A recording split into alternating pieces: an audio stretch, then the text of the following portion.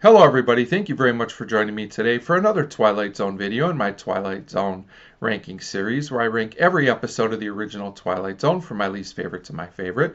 Today I'm going to be talking about 109 on the list, Death Ship, written by Richard Matheson and directed by Don Medford. This is a season 4 hour-long Twilight Zone, and as always there will be spoilers.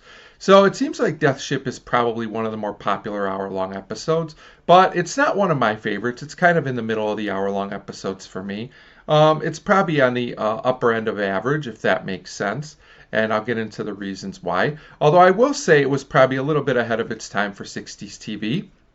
Death Ship does have some things going for it. It's got a very intriguing premise where a group of astronauts basically crash land on a planet that they've been watching from above.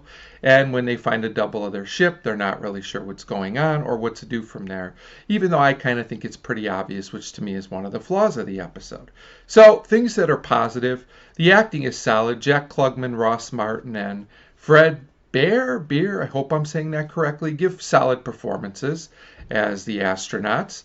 And, the cinematography is really, really strong in this episode. It's really great. I also like that there's a mystery plot that slowly unfolds.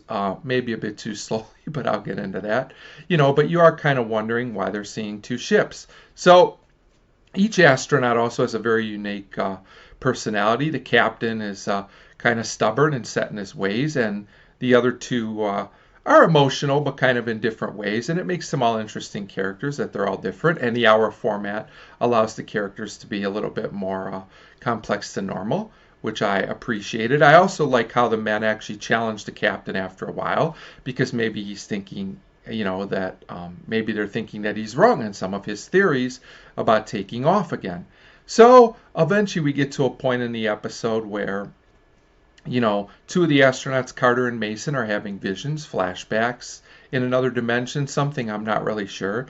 And the visions are very well done, even if they're a bit too long in my opinion. And it does feel like you've been transported to another place. It almost feels like an episode within an episode, which I really, really like. So, as I mentioned, there are a few things about this episode I don't care for. As much as the visions are well done, as I mentioned, they do feel a little bit too drawn out and padded for the hour-long episode, a little repetitive as well, and it's pretty obvious, what's happening. The other bigger issue I have with this episode is it tries really hard to mislead us with the captain's theories. His name is Captain Ross.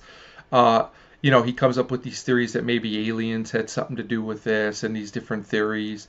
And, it's obvious right away that these men have passed on, at least to me. I didn't really fall for these misleads. And because they keep coming up and the men keep arguing with them, it just starts to feel repetitive and even kind of monotonous after a while. Definitely feels kind of drawn out for the hour-long format, but the ending is kind of interesting. So eventually these other two astronauts that had the visions come to the conclusion that they've passed on because all the people in the visions they had earlier in the episode have passed on. But because the captain cannot accept this, the whole process starts all over again, and it seems like they can't rest in the afterlife because they're basically in a loop that's going over and over again. It's a pretty dark and morbid ending if you really think about it. Definitely not a happy one. While I can respect the captain's determination, his stubbornness is also kind of annoying after a while, and that feels kind of drawn out too. So, I have mixed feelings about this episode, Death Ship.